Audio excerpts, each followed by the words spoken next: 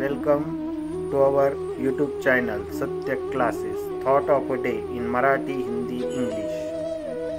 हम जितना अधिक अध्ययन करते हैं अपनी अज्ञानता का उतना ही आभास होता जाता है।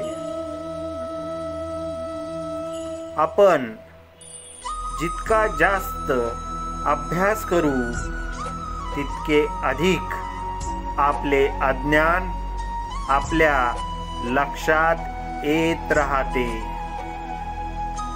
The more we study, the more we realize our ignorance.